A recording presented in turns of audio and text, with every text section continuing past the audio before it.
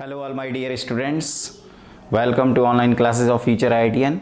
तो आज हम लोग डिस्कस करेंगे इम्पॉर्टेंट क्वेश्चंस जो आपके जेईई मेन के पॉइंट ऑफ व्यू से इम्पॉर्टेंट हैं। कुछ इंपॉर्टेंट क्वेश्चंस करेंगे, हम कोशिश करेंगे कि आपको नए नए क्वेश्चंस बताएं और ये क्वेश्चन कैलकुलस पे बेस्ड रहेंगे।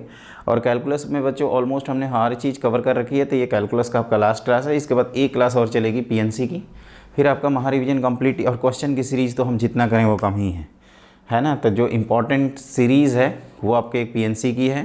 प्रोबेबिलिटी ऑलरेडी हम लोग कवर कर चुके हैं। क्वेश्चंस की कोई लिमिटेशंस नहीं है, इम्पॉर्टेंट क्वेश्चंस आपके रहते रहेंगे। हम कोशिश करेंगे कि 10-10 क्वेश्चन की सीरीज हम डिस्कस करें और थ्योरी भी पढ़ते जाएंगे।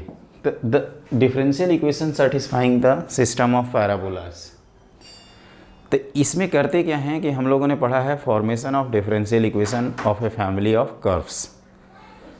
जितने अननोन होते हैं, आर्बिटरी कांस्टेंट होते हैं, उतनी बार हम लोग अपने डिफरेंशियल इक्वेशन को डिफरेंशिएट मतलब कर्व को डिफरेंशिएट कर देते हैं। तो आप ध्यान से देखिए, तो ये y square equal to 4ax plus 4a square है। ओके, तो इसमें कितने अननोन हैं? तो एक बार डिफरेंशिएट कर दीजिए।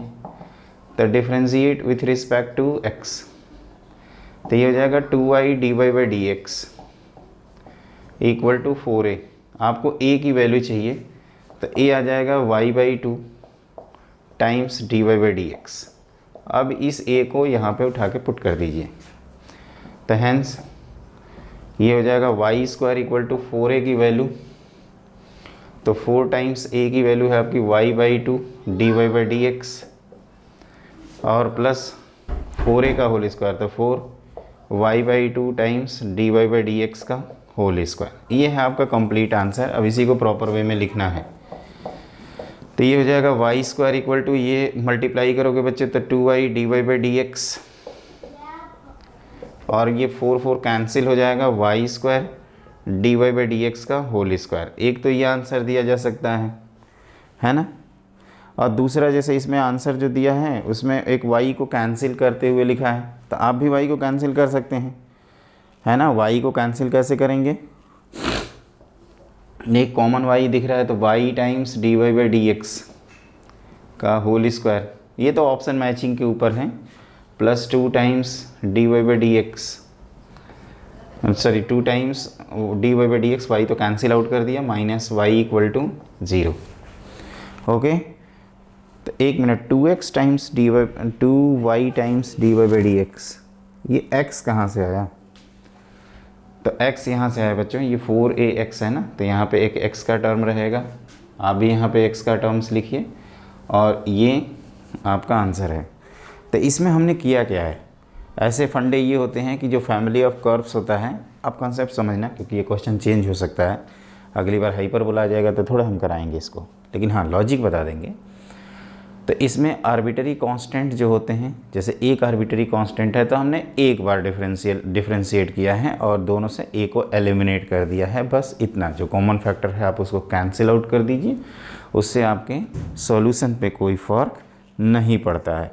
तो इस तरह से हम लोगों ने ये क्वेश्चन किया है। तो जैसे हमने क्या किया, इसको डिफरेंशिएट किया तो a की वैल्यू आ गई, a की वैल्यू इसमें पुट कर दिया। हाँ, इस x को ध्यान रखेंगे, जैसे यहाँ पे हम x को भूल गए हैं, आप मत भूलिएगा। और यहाँ पे क्या है, इसको सिंप्लीफाई करेंगे, फिर वाई स्क्वायर में y कैंसिल आउट हो रहा है इंटायरली, तो उसको कैंसिल आउट कर दिया और इस तरह से हमारा ये क्वेश्चन सॉल्व हो गया। तो फॉर्मेशन ऑफ डिफरेंशियल इक्वेशन का कभी भी क्वेश्चन आए तो कर लोगे, क्या करोगे, कहोगे कि sir number of arbitrary constant पहचानेंगे, जितने नंबर ऑफ आर्बिटरी कांस्टेंट हैं कर्व की इक्वेशन को उतनी बार डिफरेंशिएट कर देंगे और कांस्टेंट को एलिमिनेट कर देंगे, और एलिमिनेंट को ही रिक्वायर्ड डिफरेंशियल इक्वेशन कहा जाता है। अब आप लिखो नेक्स्ट प्रॉब्लम। देखो बच्चों, अगला क्वेश्चन है आपका, limit x tending to 0 sine inverse x minus tan inverse x upon 3x³ is equal to L, then 6L plus 1 is equal to. तो ऐसे क्वेश्चंस में हम लोग क्या करते हैं, लिमिट बाई एक्सपेंशन यूज़ कर लेते हैं या एल हॉस्पिटल रूल लगाते हैं। तो साइन इनवर्स x का एक्सपेंशन आपको पता है, x³ 3 और भी आते हैं, लेकिन हमें उससे मतलब नहीं है, x³ तक लिखेंगे। और यहाँ क्या होता है, x माइनस x³ 3 और भी आता है यहाँ पे, लेकिन हमें उससे मतलब नहीं है। और ये अपॉन 3x³। अब देखो ये x से x कैंसिल हो गया। अगर लिमिट की बात करें तो लिमिट की वैल्यू आ जाएगी 1/3 यहाँ से, और यहाँ से प्लस 1/3 होल डिवाइडेड बाई 3। अब ये काउंट करिए कितना है, तो 1 मिनट चेक कर लेते हैं। 1/3 फैक्टोरियल 6, तो इसको 6 ही लिख दिया जाए। तो एलसीएम हो जाएगा बच्चों, एलसीएम न्यूमरेटर का 6 होगा, यहाँ पे आप लिखोगे 1 और +2, तो ये 1/2/3, तो ये 1/6 आ जाएगा फाइनली। Hence 6l + 1। एक आपको डाउट हो रहा होगा, मैं बताता हूँ। 6 × 1/6 + 1 हो जाएगा आपका आंसर 2 के इक्वल। डाउट ये हो रहा होगा कि ये एक्सपेंसन का हम क्या करें। तो एक्सपेंसन का हमने आपको बताया था कि आप एक्सपेंसन को याद रखेंगे sin x cos x tan x sin inverse x cos inverse x tan inverse x। In fact sin inverse x tan inverse x को ही हम लोग याद रखते हैं। अब कई स्टूडेंट पूछते हैं कि सर दूसरा बचने का कोई तरीका है, तो दूसरा बचने का तरीका है बच्चों LND मेथड से एल हॉस्पिटल रूल लिखना, लेकिन वो थोड़ा हमारे लिए डिफ़िकल्ट होगा। आप एल हॉस्पिटल रूल लगा के एक्सपेंसन लगा सकते हैं। जैसे एल हॉस्पिटल रूल लगाएंगे तो ये 1/√1 - x² होगा, ये 1/1 + x² होगा। उसके बाद बायनोमियल एक्सपेंसन लगा सकते हैं। तो आप मिक्स टाइप के भी क्वेश्चंस कर सकते हैं। हमने क्या किया है, साइन इनवर्स x का ये रटा रटाया रहता है x + x³ 3 और यहाँ पे x - x³ 3। यहाँ पे फैक्टोरियल नहीं रहता बच्चे, ध्यान रखना। tan इनवर्स x में है ना, tan इनवर्स x में फैक्टोरियल नहीं रहता, ये आपको हमेशा याद रखना है। और फिर आप देख रहे हैं कि x कैंसिल हो गया, x³ का वैल्यू x³ भी कैंसिल करेंगे तो 1/3 factorial minus of minus plus 1/3/3। तो ये 1/3 फैक्टोरियल को 1/6 लिखा है, इसको सॉल्व किया तो ये 1/2 आया, 1/6 आया और 6l + 1 की वैल्यू 2 आ गई। तो ये एक लिमिट का बेहतर सा क्वेश्चन है ना, और ऑप्शन से रिलेटेड है, तो इसमें हमारे पास चॉइस भी नहीं थी कि हम इसको स्किप कर सकते हैं। तो इस तरह से हम लोगों ने ये सेकंड क्वेश्चन भी अपना कंप्लीट कर लिया। अब आप लिखो नेक्स्ट प्रॉब्लम। देखो बच्चों, अगला क्वेश्चन आपका डेफिनिट इंटीग्रेशन से रिलेटेड है। f(x) and g(x) be two functions satisfying f(x² + g(4 - x) = 4x³। If g(4 - x) + gx = 0, then -4 to 4 f(x² dx) की वैल्यू बतानी है। तो आप ध्यान से देखो बच्चों, ये हम लोग 0 से 4 f(x² + f(x² लिख सकते हैं। ये इवन फंक्शन है तो dx, तो ये 2 टाइम्स हो जाएगा 0 से 4 f(x²। देखते जाना, f(x² को यहाँ से आप रिप्लेस कर सकते हैं, तो ये 2 टाइम्स 0 से 4, ये आप लिख सकते हो 4x³ - g(4 - x)। ओके, यहाँ तक समझ में आ रहा है। अब हम लोग क्या करते हैं, इसको और भी ब्रेक कर सकते हैं। इसको इस तरह से किया जाए कि आप 6 प्रॉपर्टी लगा दीजिए, तो 0 से 2 हो जाएगा ये 4x, या इसको ऐसे छोड़िए, आप क्या करिए, इसको अलग अलग कर सकते हैं। तो 2 टाइम्स 0 से 4 4(x³ dx माइनस ये 0 से 4 g(4 - x) dx। तो इसकी वैल्यू हो जाएगी 2 टाइम्स 4x³ 4x³ होता है x⁴ 0 से 4 माइनस, यहाँ पे अगर फोर्थ प्रॉपर्टी लगाएं तो फोर्थ प्रॉपर्टी में 0 to 2 ये 4 - x को x लिख सकते हैं। अब ये हो जाएगा बच्चे 4 को 2 की पावर 8 लिख सकते हैं, 2 की पावर 8 माइनस ये हो जाएगा अब 0 से 4 g(x) dx। ये फोर्थ प्रॉपर्टी लगाया हूँ, अब ऐड कर दो इनको। किसको किसको ऐड करोगे, इन दोनों को, तो i + i 2i, तो ये 2 × 2⁴ माइनस ये 0 से 4 g(x) + g(4 - x), और ये वैल्यू क्या हो जाएगी 0, ये वैल्यू 0 हो जाएगी। तो i की वैल्यू आ जाती है यहाँ से 2⁴ विच इज़ 256 के इक्वल, 2⁴ विच इज़ 256। लेकिन आंसर दिया है 512, इसका मतलब हमने कहीं ना कहीं मिस्टेक कर दिया। अब देखते हैं क्या मिस्टेक कर सकते हैं। तो ये 4⁴ का मतलब हो गया 2⁴8, यहाँ तक तो सही है। अब हम क्या कह रहे हैं कि आप इसको भी एक प्रकार से i प्लस, ओहो यहाँ पे गड़बड़ कर दिया ना, i + i करोगे तो ये 2 ही क्यों रहेगा, 2 × 2 हो जाएगा ना, तो ये गड़बड़ कर दिया हमने। 1 मिनट, यहाँ गलत किया है बच्चों।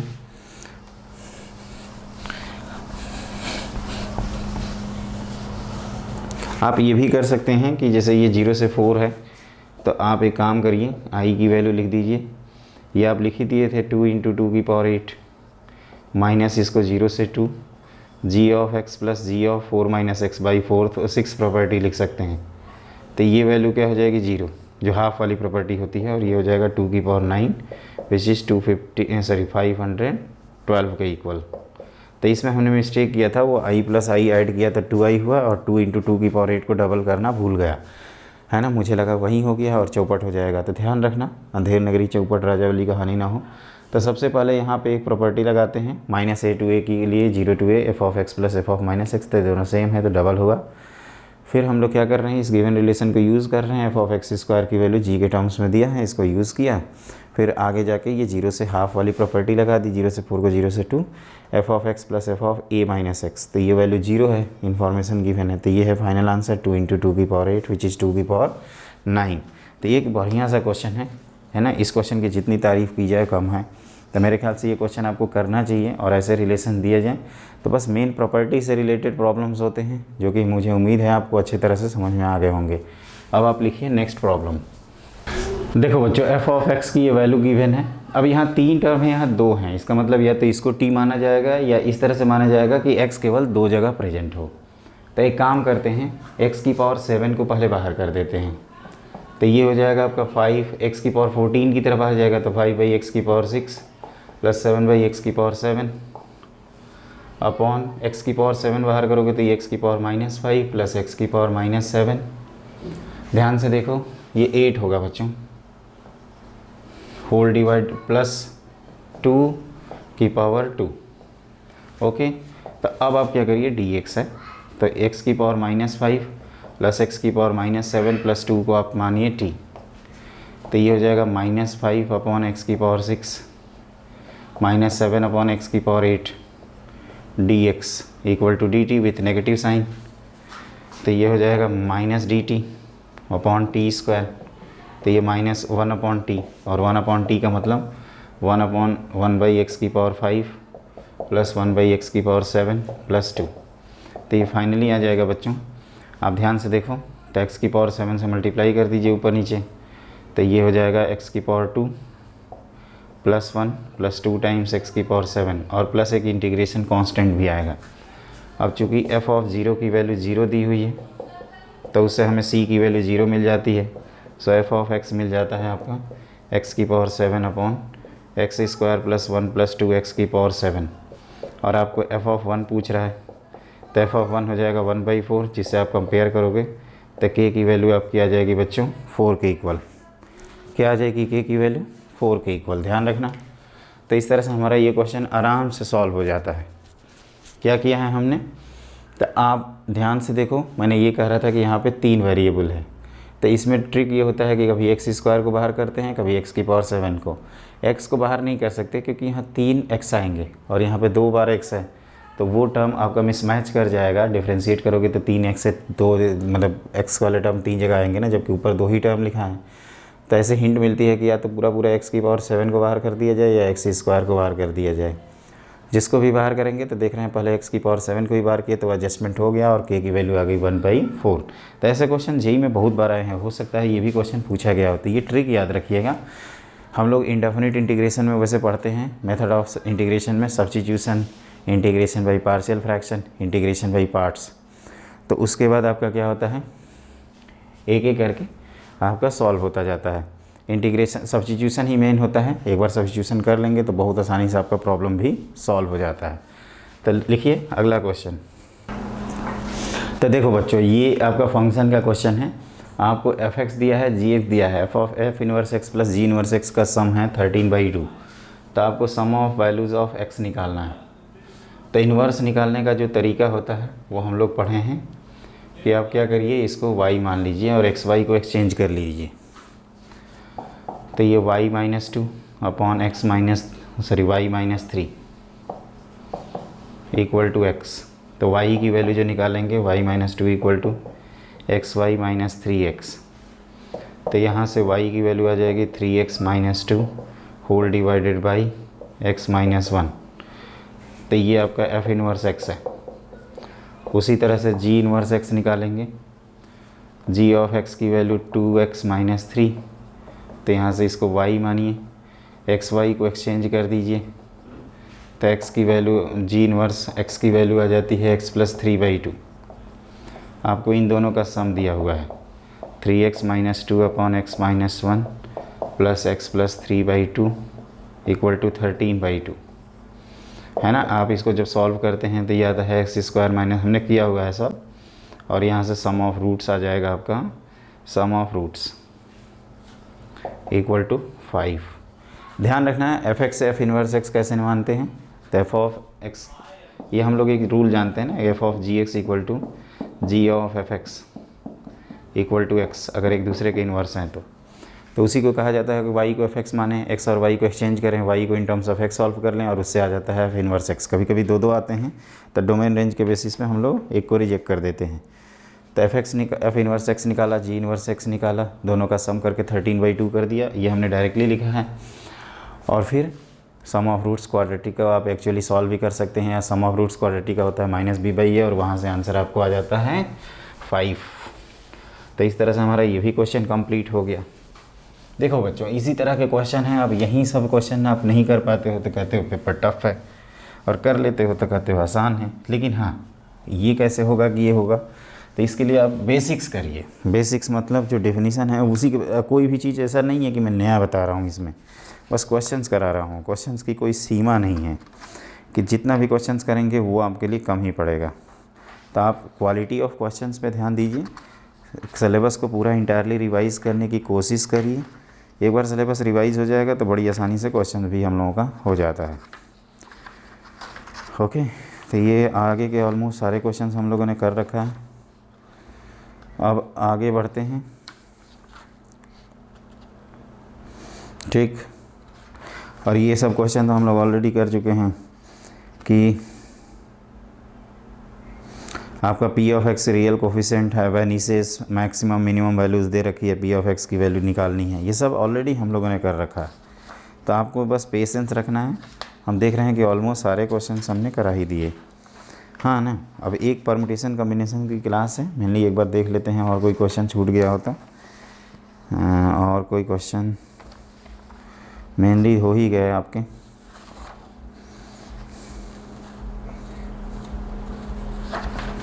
है ना, कंटिन्यूटी डिफरेंशियबिलिटी से रिलेटेड जो प्रॉब्लम्स हैं वो हो ही जाते हैं। Differential equations, family of curves, तो ये क्वेश्चंस आपके बड़ी आसानी से हो जाएंगे, है ना। एक क्वेश्चन और है लिमिट का, इसको लिखते हैं। लिमिट नहीं, ये लिखा है कि basically if the function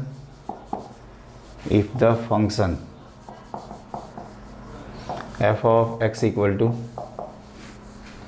cos of sin x minus cos x upon x की power 4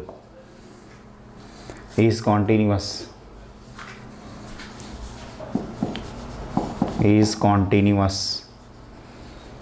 at each point in the domain and f0 equal to 1/k, then k is। तो आप ध्यान दो, हमने आपको ये बताया था कि अगर फंक्शन किसी पॉइंट पे कॉन्टीन्यूअस है तो उस पॉइंट पे वैल्यू और उस पॉइंट पे लिमिट सेम होगी। तो f0 की वैल्यू निकालनी है, तो f0 आपको k दिया हुआ है, और this is limit x tending to 0 cos of sin x minus cos x whole upon x की पावर 4 कर देना। अब देखते जाओ k कितना आता है, तो k आ जाएगा, 1 मिनट 1/k है तो k पूछ रहा है, तो पहले f0 निकालते हैं, फिर इसको 1/k से रिलेट करेंगे। तो ये हो जाएगा बच्चों, cos c minus cos d का फॉर्मूला लगा दो, तो ये हो जाएगा आपका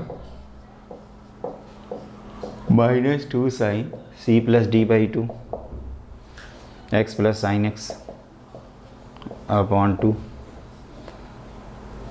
into sine x minus sine x upon 2। तो देखिए, इसके साथ x क्यूब एडजस्ट कर दीजिए और इसके साथ x को एडजस्ट कर दीजिए, ये ऐसे होगा। -2 लिमिट एक्स टेंडिंग टू 0, और इसके आर्गुमेंट से डिवाइड करेंगे तो 1 ही होगा, तो x plus sign 2x upon 2x लिख देते हैं इसको डायरेक्टली, और इसके आर्गुमेंट से डिवाइड करेंगे तो 1 ही होगा, तो x minus sine x upon 2x cube लिख देते हैं।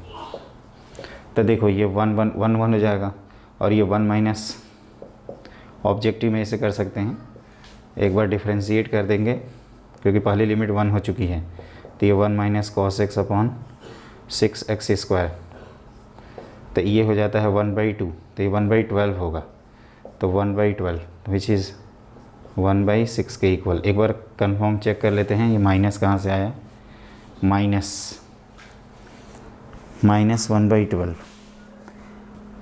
तो k इज़ इक्वल टू 1/12। एक बार 1 मिनट, क्या हुआ, साइन c प्लस d/2, तो sign x plus cos x/2 किया, और x माइनस साइन एक्स, तो x माइनस साइन x/2 किए हैं तो x क्यूब है।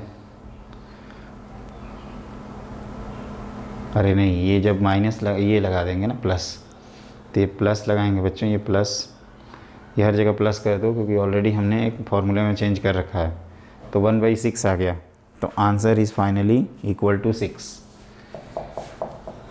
आंसर को एक बार कंफर्म करना ज़रूरी होता है, ऐसा नहीं है कि हम भावनाओं में खो जाएं और आपको गलत बता दें।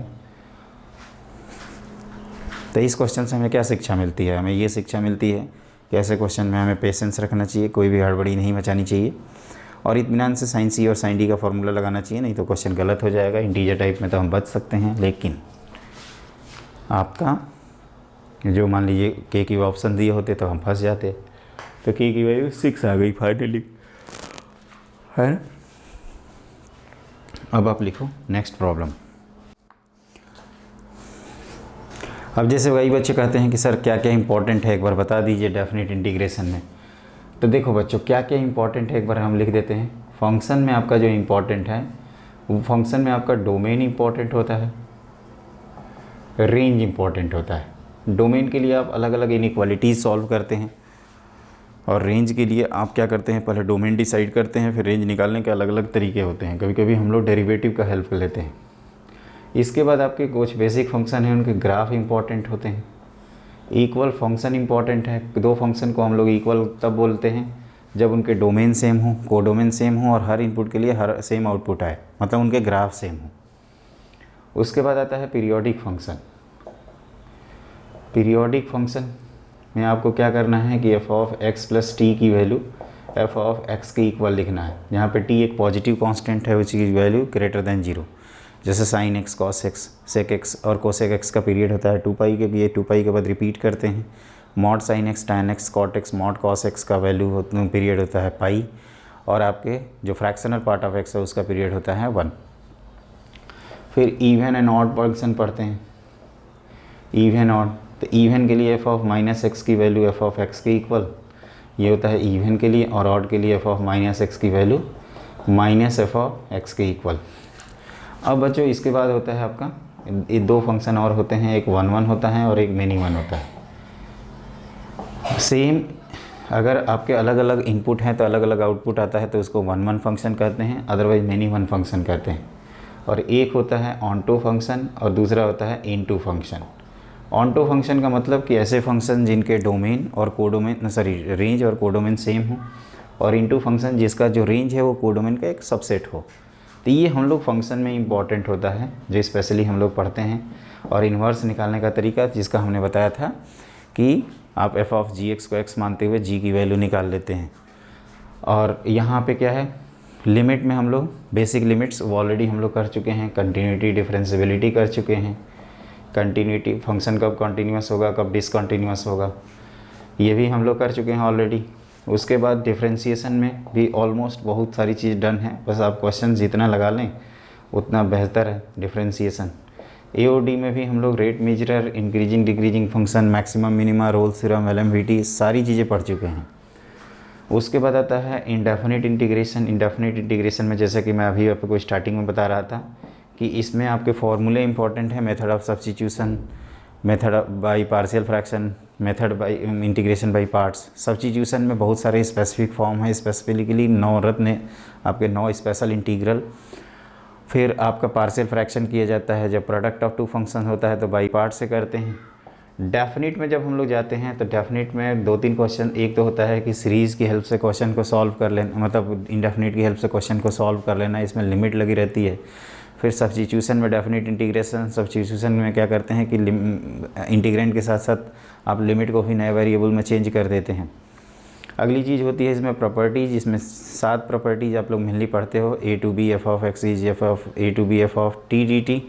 फिर आप लिमिट को एक्सचेंज करते हो तो एक minus sign, A to C to B break करते हो, ए टू बी को F of A plus B minus X लिख देते हो, माइनस ए टू ए को 0 to F of x plus F of minus X लिखते हो, 0 से ए को 0 से by two F of x plus F of A minus X लिखते हो। 6 प्रॉपर्टी और पीरियोडिक फंक्शन की एक प्रॉपर्टी।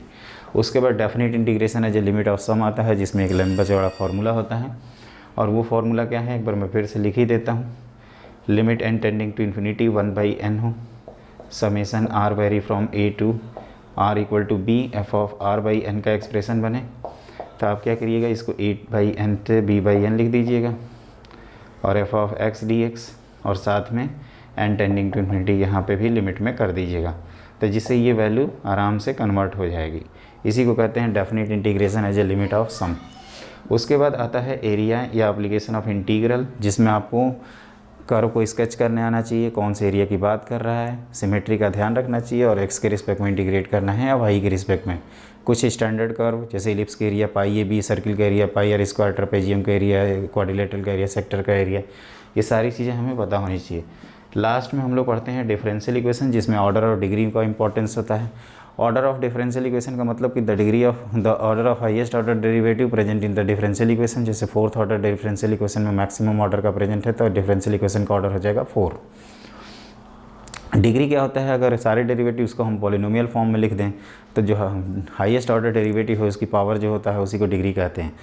फिर फॉर्मेशन कैसे करते हैं, तो गिवन फैमिली ऑफ कर्व्स को हम लोग जितने आर्बिट्ररी कांस्टेंट रहते हैं उतनी बार डिफरेंशिएट कर देते हैं, फिर आर्बिट्ररी कांस्टेंट को एलिमिनेट करते हुए हमें आंसर मिल जाता है। Method of solving differential equation में वेरिएबल सेपरेबल इंपॉर्टेंट है, होमोजीनियस इंपॉर्टेंट है और लीनियर इंपॉर्टेंट है, इंटीग्रेबल कॉम्बिनेशन इंपॉर्टेंट है। जब भी h के टर्म पे इक्वेशन ऑफ टेंजेंट आए तो y minus k equal to f dash h times x minus h, और उसी तरह से नॉर्मल की इक्वेशन लिख लेना, सारे काम कर देना, लास्ट में h को x, k को y और एफ डैश एच को dy/dx से रिप्लेस कर देना। तो इस तरह से हमारा एरिया वाला भी क्वेश्चन हो जाता है, डिफरेंशियल इक्वेशन के भी क्वेश्चन हो जाते हैं। अब हम लोग बच्चों पढ़ते हैं इसमें, जैसे अब देखो एलजेब्रा ऑलरेडी कर चुके हैं। एलजेब्रा में लॉगरिथम है, लॉगरिथम के बाद क्वाड्रेटिक इक्वेशन है, क्वाड्रेटिक इक्वेशन में हम लोग sum of roots, sum of product taken 2 at a time, 3 at a time, ये सब पढ़ते हैं। Polynomial equation, condition of 1 common root, 2 common root, inequalities, और आपका formation of quadratic with the given roots. Complex number भी हम लोग already कर चुके हैं, उसमें ज्योमेट्री वाला पार्ट है। अब एक चैप्टर केवल ट्रिगो में ऑलरेडी हम लोग ITF वाईटीएफ कर चुके हैं, बस एक हमें बात कराना है, आपको कुछ क्वेश्चंस करा देने हैं। तो हमारे पास अब केवल और केवल एक PNC बचता है। और देखिए जितना भी रिवाइज़ कराया जाए वो कम है, आपके लिए मैं बार बार सजेस्ट करूँगा। अभी भी हम चाह के भी, आप जानते हो ना 5 मिनट में हम सिलेबस रिवाइज़ नहीं करा सकते, तो हम ये करा सकते हैं बच्चों कि आप क्या करिए कि इत्मीनान से आप सिलेबस पे पूरा फोकस करिए। आज ही हम PNC भी ख़त्म कर देंगे, तो PNC के बाद आपका ऑलमोस्ट सारी चीज़ें डन हो जाएंगी, है ना। फिर उसके बाद हम लोग इत्मीनान से अपना क्वेश्चंस करते रहेंगे। ओके, तो कंटिन्यूटी में क्या है, कंटिन्यूटी में फंक्शन कब कंटिन्यूस होगा, कब डिसकंटिन्यूस होगा, थ्योरम रिलेटेड ऑन कंटिन्यूटी, ये सारी चीज़ें हम लोग ऑलरेडी पढ़ चुके हैं बच्चों। तो कई बच्चे कहते हैं कि यार इतना होने के बाद भी अब यार रोज़ रोज़ पढ़ेंगे, तो कहेंगे कि रोज़ रोज़ नहीं होता है बच्चों, आराम से होता है। और मैं आपको बार बार रिक्वेस्ट करता हूं कि अगर किसी बच्चे को लगता है कि नहीं सफिशिएंट नहीं है, तो आप हमारे पुराने वीडियोस कैलकुलस के तो हमने A to Z लेक्चर डाल रखे हैं बच्चों, तो आप उसको पढ़ सकते हैं। आप कई कहेंगे कि यार महा रिवीजन के लिए हमने पैसे दिए थे, तो महा रिवीजन के लिए पैसे दिए थे बच्चों, लेकिन ये भी तो देखो कि जैसे महा रिवीजन का मतलब क्या होता है कि संपूर्ण रिवीजन। तो रिवीजन में बच्चों, रिवीजन में रिवीजन की तरह ही पढ़ाई होगी ना, बेसिक से तो हो, बेसिक से 0 से होगी, लेकिन वो चीज़ें हम फास्टली बोल देंगे। अब जैसे मैं लिखूं कि फंक्शन इज़ कॉन्टीन्यूअस, उसके लिए कंडीशन, अब उसको लिखवाने लगूं तो 10 मिनट लग जाएगा, तो वहाँ पे समय की ज़रूरत पड़ती है। तो अगर आपको ज़रूरत है तो आप ज़रूर देखिए। फिर जैसे कोई भी पार्ट, एक PNC का पार्ट है, PNC में हम लोग multiplication theorem, addition theorem, restricted permutation combination पे काम करेंगे हम। परम्यूटेशन कम्बिनेशन के जितने क्वेश्चंस आए हुए हैं फरवरी और मार्च अटेम्प्ट, उनको लगवा देंगे। और जल्दी हम लोग मिलते हैं बच्चों। Have a great day.